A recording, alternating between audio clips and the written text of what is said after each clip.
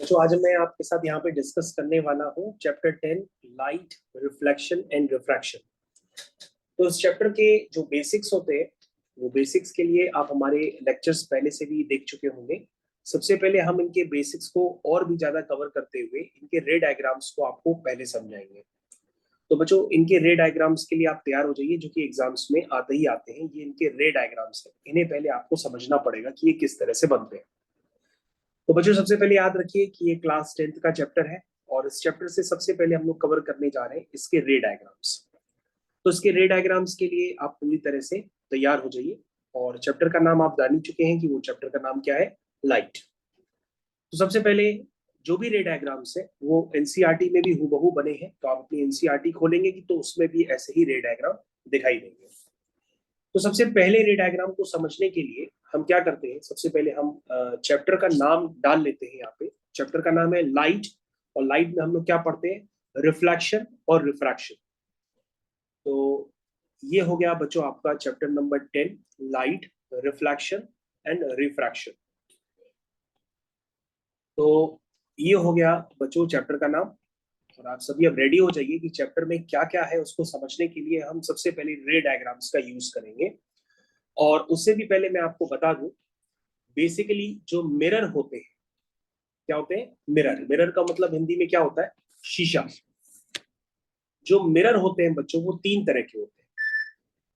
उसमें से एक मिरर होता है जिसको हम लोग कहते हैं कॉन्वेक्स मिरर, एक होता है कॉनकेव मिरर, और एक होता है प्लेन मिरर। क्या होता है, कॉन्वेक्स मिरर, कॉनकेव मिरर, और एक होता है प्लेन मिरर। तो सबसे पहले मैंने यहाँ पे लिख दिया कॉन्वेक्स मिरर, फिर मैंने लिखा कॉनकेव मिरर, और फिर मैंने लिखा प्लेन मिरर। तो ये तीन तरह के मिरर होते हैं जो हर बच्चे को अब इस स्टेज पे पता होना चाहिए कि मिरर तीन तरह के होते हैं, convex mirror, concave mirror, plane mirror. तो बच्चों जो आप जब अपना चैप्टर स्टार्ट करते हैं तो उसमें सबसे पहले आपके पास एक प्लेन मिरर आता है। प्लेन मिरर में आप सीख जाते हैं कि जैसे ही कोई लाइट अगर इस प्लेन मिरर पे इंसिडेंट होती है, ठीक है ना, और फिर इंसिडेंट होने के बाद ये रिफ्लेक्ट हो जाती है। तो इस तरह का बच्चों प्लेन मिरर होता है। दूसरी तरफ पॉलिश होती है, इसलिए जो लाइट होती है वो दूसरी तरफ नहीं जा पाती है क्योंकि ट्रांसपेरेंट मीडियम नहीं है। तो हम ये कहते हैं कि इसमें जो बेसिक डायग्राम बनता है उसमें सबसे पहले आपको एक नॉर्मल भी बनाना पड़ता है। नॉर्मल क्या होता है बच्चों, सरफेस का परपेंडिकुलर जो होता है उसे हम लोग नॉर्मल कहते हैं और उसको एन से रिप्रेजेंट करते हैं। तो कोई भी लाइट अगर इंसिडेंट होती है तो हम लोग कहते हैं इंसिडेंट रे, और जब लाइट रिफ्लेक्ट होती है तो उसको हम लोग कहते हैं रिफ्लेक्टेड रे। और आपको याद रखना होगा कि जो एंगल ऑफ इंसिडेंस होता है वो हम नॉर्मल से मेजर करते हैं, और जो एंगल ऑफ रिफ्लेक्शन होता है वो भी हम नॉर्मल से ही मेजर करते हैं। प्लेन से हम कोई एंगल मेजर नहीं करते। और हम यहाँ पर कहते हैं कि जो एंगल ऑफ इंसिडेंस होता है वो एंगल ऑफ रिफ्लेक्शन के बराबर होता है। क्या कहते हैं, angle of incidence equal to angle of reflection. Angle of incidence is equal to angle of reflection. तो बच्चों आपको याद रखना होगा कि लॉज ऑफ रिफ्लेक्शन का पहला लॉ यही होता है कि एंगल ऑफ इंसिडेंस जो होता है वो एंगल ऑफ रिफ्लेक्शन के बराबर होता है in case of plane mirror. और आपको यह भी याद रखना होगा कि इंसिडेंट रे, नॉर्मल और रिफ्लेक्टेड रे, ये तीनों एक ही पॉइंट पे मिलते हैं। और वो पॉइंट कहाँ है, वो इस प्लेन पे लाई करता है जिसको मैंने इस ग्रीन कलर के डॉट से दिखाया है। तो बच्चों आपको याद रखना होगा यहाँ पर कि इंसिडेंट रे, रिफ्लेक्टेड रे और नॉर्मल, इन तीनों का जो मीटिंग पॉइंट होता है या इसको हम लोग कहते हैं कोइंसाइड, जहां पर करते हैं वो पॉइंट एक प्लेन में लाई करता है जिसको मैंने एक ग्रीन कलर के डॉट से दिखाया है। और साथ में आपको ये भी बता दिया कि जो एंगल ऑफ इंसिडेंस होता है वो एंगल ऑफ रिफ्लेक्शन के बराबर होता है। तो बच्चों चैप्टर की स्टार्टिंग में ही ये आपके पास दिया भी है, उसको हम लोग कहते हैं लॉज ऑफ रिफ्लेक्शन। क्या कहते हैं, लॉज ऑफ रिफ्लेक्शन। तो बच्चों लॉज ऑफ रिफ्लेक्शन में सबसे पहले आपको यही जानकारी होनी चाहिए, बेसिक जानकारी, कि पहला लॉ क्या होता है। पहला लॉ होता है angle of incidence equal to angle of reflection. और जो बच्चों दूसरा लॉ होता है वो होता है इंसिडेंट रे क्या कहते हैं, incident ray, reflected ray and normal all lie in the same plane। इसको बच्चों मैंने शॉर्ट में लिख दिया है, यही होता है आपका लॉज ऑफ रिफ्लेक्शन। तो बच्चों अगर लॉज ऑफ रिफ्लेक्शन आप प्रॉपर्ली देखना चाहो तो आप अपनी बुक से भी देख सकते हैं। ये देखिए लॉज ऑफ रिफ्लेक्शन आपके पास लिखा भी है, आप यहाँ पे मार्क भी कर सकते हैं कि the angle of incidence is equal to angle of reflection. ये पहला लॉ हो गया। और दूसरा लॉ क्या है बच्चों, the incident ray, the normal to the mirror at the point of incidence and the reflected ray all lie in the same plane। तो क्या लिखा हुआ है, इंसिडेंट रे, नॉर्मल और रिफ्लेक्टेड रे, ये तीनों ही क्या होते हैं, सेम प्लेन में लाई करते हैं। तो बच्चों आपको याद रखना होगा कि किसी भी तरह का इन फ्यूचर एग्जाम होता है तो सबसे पहले उसमें लॉज ऑफ रिफ्लेक्शन जरूर पूछा जाता है। और जब आप लॉज ऑफ रिफ्लेक्शन समझने में कैपेबल हो जाते हैं फिर आपके पास आता है लॉज ऑफ रिफ्रैक्शन, फिर आता है इन दोनों लॉस को यूज करके कि हम रे डायग्राम्स कैसे बनाते हैं। तो बच्चों सबसे पहले मैंने आपके सामने क्या बनाया है, ये प्लेन मिरर बनाया है। अब प्लेन मिरर के बाद बच्चों हम एक मिरर बनाते हैं जिसका नाम है कॉन्वेक्स मिरर और कॉनकेव मिरर। तो बच्चों अगर आपने कभी कॉन्वेक्स मिरर नहीं देखा तो वो भी आप देख सकते हैं। ये होता है बच्चों कॉन्वेक्स मिरर। अगर मैं आपको पूरी तरीके से दिखाना चाहूँ तो मैं दिखाने के लिए नेक्स्ट पेज यूज करता हूँ, कॉन्वेक्स मिरर और कॉनकेव मिरर। तो सबसे पहले बच्चों हम एक मिरर बनाने के लिए एक स्फेरिकल सरफेस का सहारा लेते हैं। स्फेरिकल सरफेस का सहारा लेने के बाद हम उसका एक कर्वेचर अलग से कट कर लेते हैं। लेट से हमने ये कर्वेचर अलग से कट कर लिया, समझिएगा, ये कर्वेचर मैंने अलग से क्या किया, कट कर लिया। तो ये कर्वेचर आप इसको बनाने के लिए कंपास प्रोट्रैक्टर जो भी है उसकी हेल्प लीजिए और उस कर्वेचर को प्रॉपर तरीके से बनाइए, तभी आप समझ पाएंगे कि हम किसकी चर्चा कर रहे हैं। तो बच्चों मैंने 3 बार आपको बना के दिखा दिया, अब फाइनली मैं उसको टच करके छोड़ दूंगा। ये हो गया बच्चों, और ये हो गया आपका एक कर्वेचर।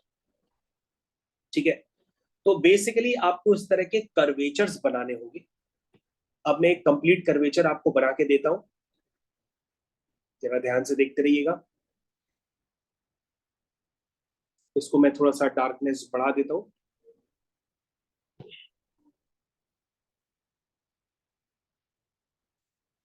ये जो बच्चों मैं कर्वेचर अब मैं आपको बना दे रहा हूं,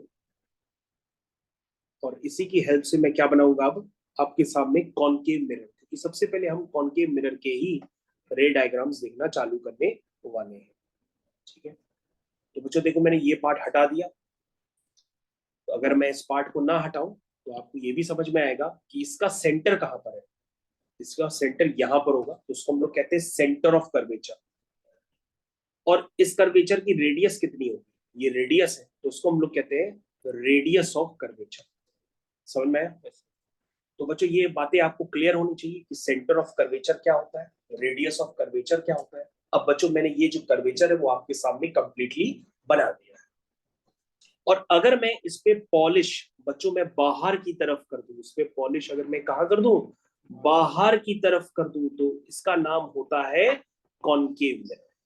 अगर मैं पॉलिश अंदर की तरफ कर दूं तो इसका नाम होता है कॉन्वेक्स मिरर।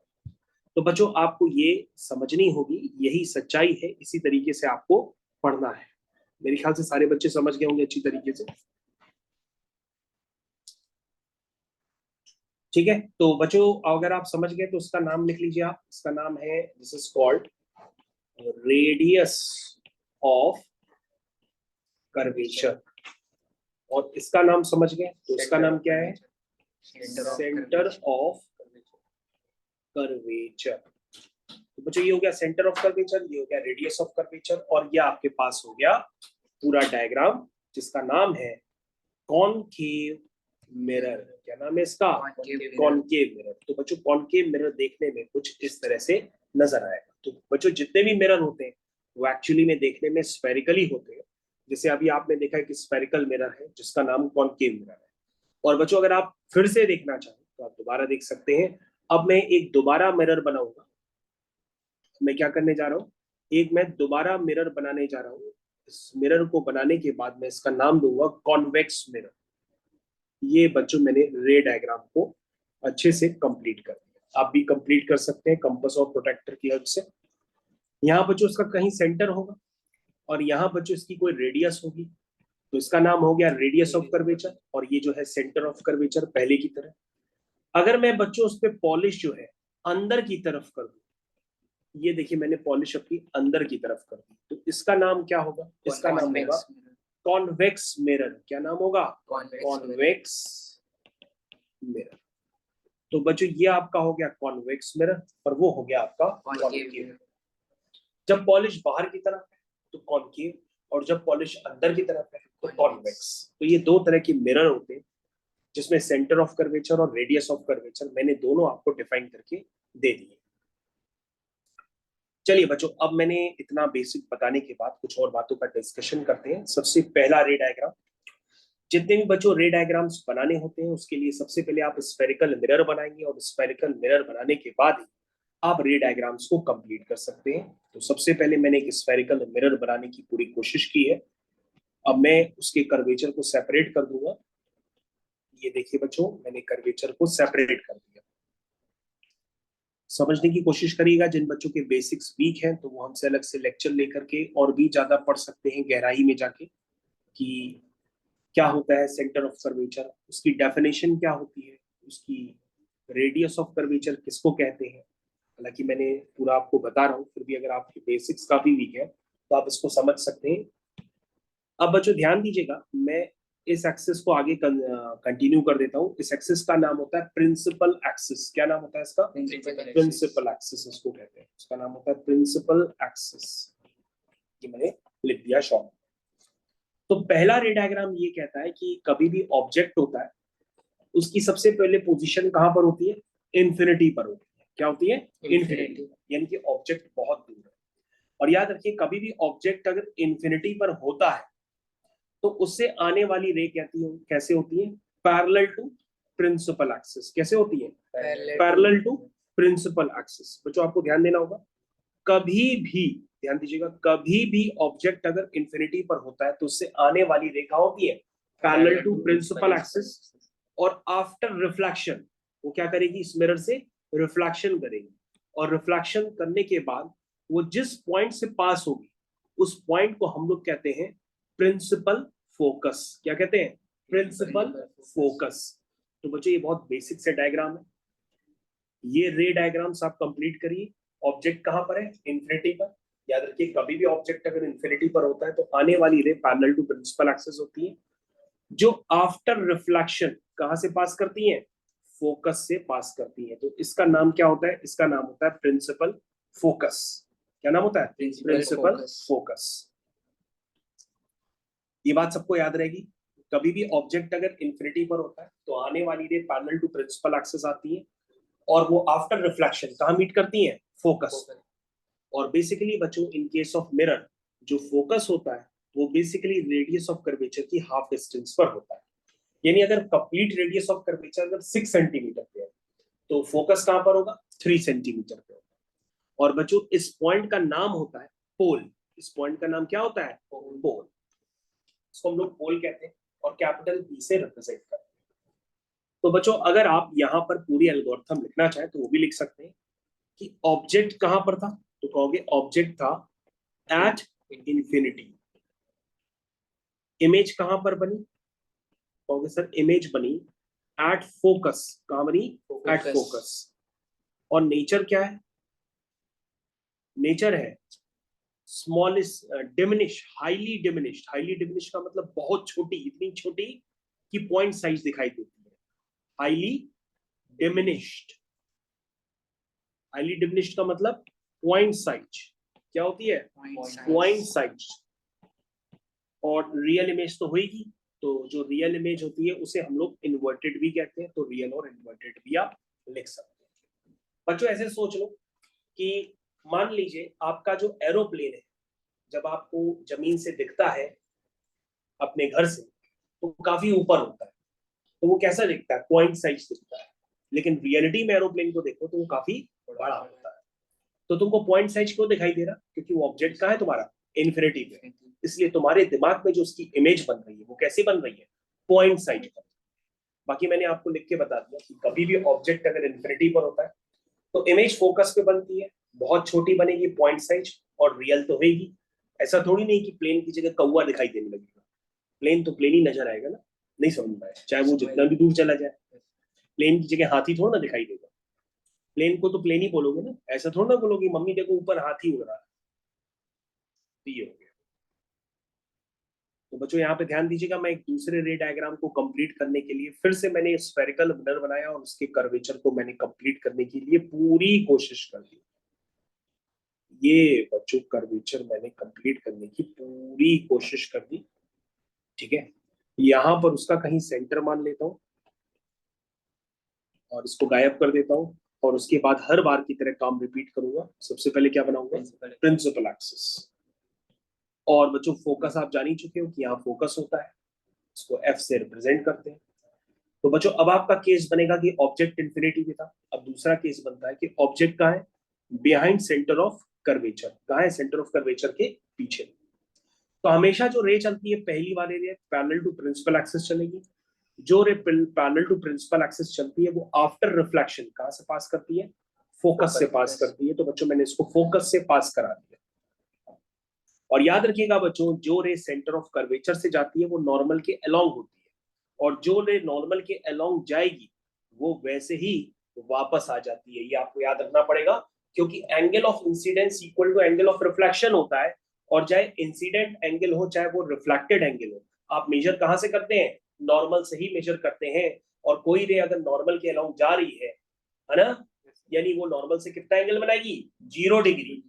तो नॉर्मल से 0 डिग्री से ही उसको वापस भी आना पड़ेगा रिफ्लेक्टेड रे को, क्योंकि angle of incidence equal to क्या होता है, एंगल ऑफ रिफ्लेक्शन। इसलिए बच्चों सेंटर ऑफ कर्वेचर से अगर कोई रे जाती है वो एज इट इज उसी पाथ से वापस आ जाती है। समझ में?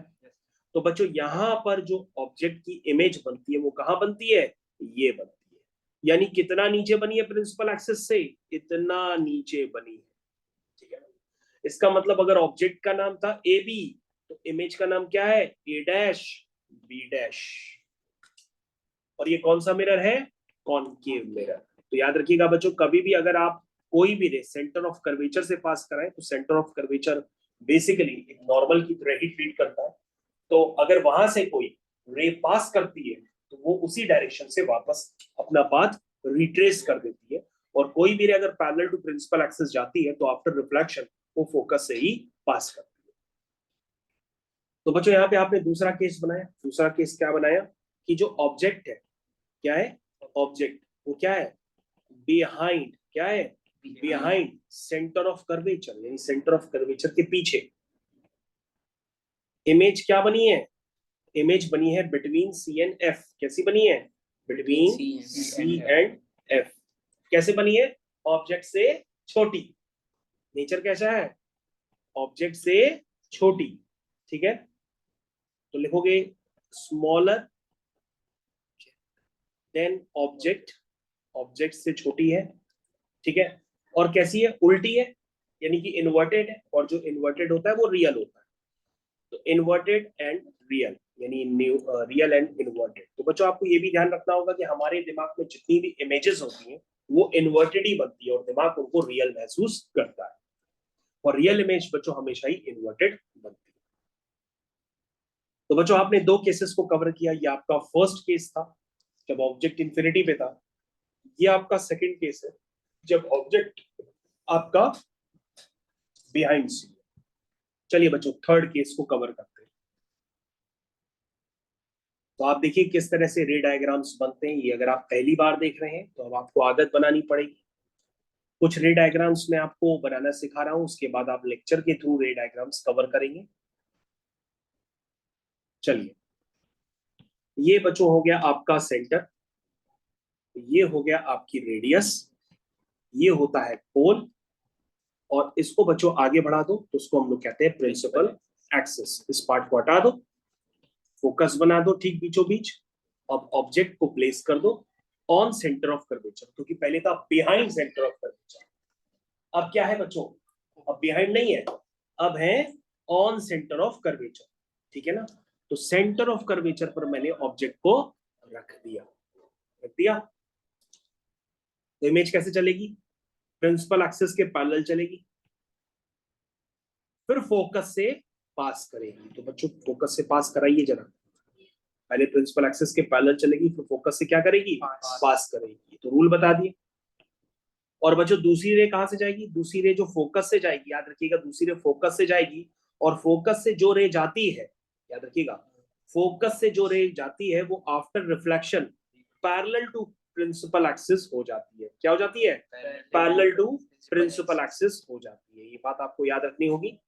और इस रे डायग्राम को मैं थोड़ा सा सही करने की कोशिश करता हूँ, क्योंकि बेसिकली प्रॉपर्टी क्या होती है कि पहली रे प्रिंसिपल एक्सिस के पैरेलल चलेगी, फिर वो फोकस से पास करती है, और हमको ये ध्यान में रख करके सारा काम करना होता है कि जितना साइज ऑब्जेक्ट का होता है उतना ही साइज इमेज का होता है जब ऑब्जेक्ट कहां पर होती है, सेंटर ऑफ कर्वेचर पर होता है। तो देखिए मैंने फोकस से पास करी, फोकस से पास करने के बाद ये रे पैरेलल टू क्या हो गई, प्रिंसिपल एक्सिस हो गई। यहां पे आकर के ये दोनों आपस में मीट कर रहे हैं। समझ में?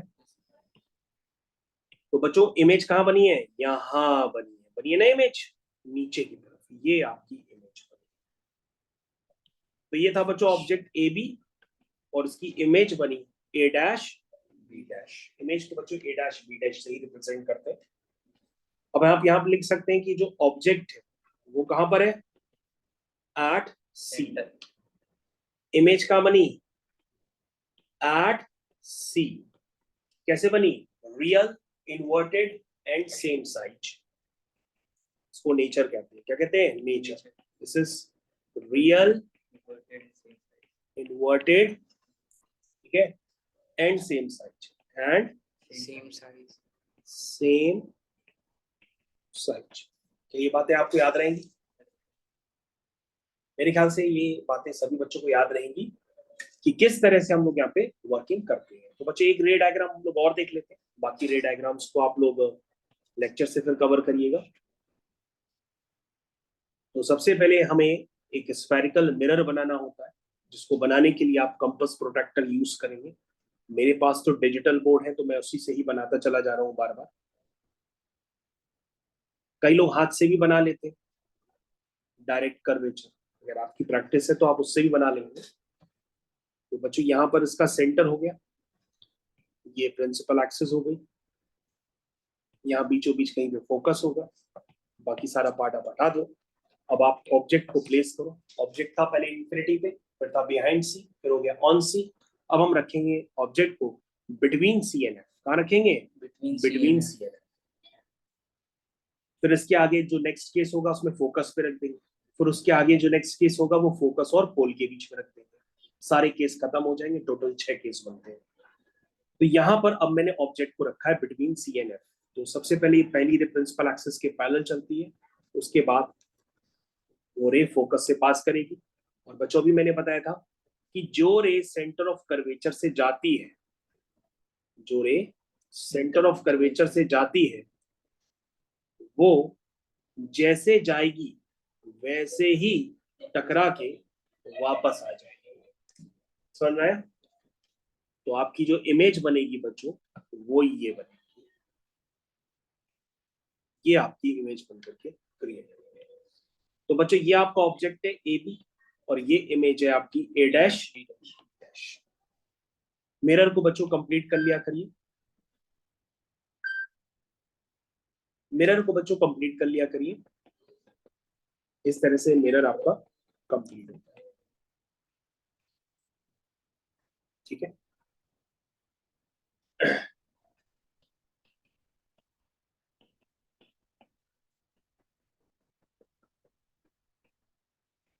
तो बच्चों इस तरह से आपका मिरर ये कंप्लीट हो जाता है।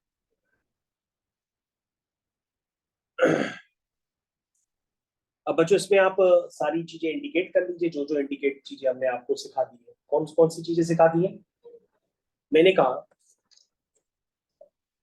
कि जो ऑब्जेक्ट है वो कहां पर है, बिटवीन सी एंड एफ। कहां है, बिटवीन सी एंड एफ।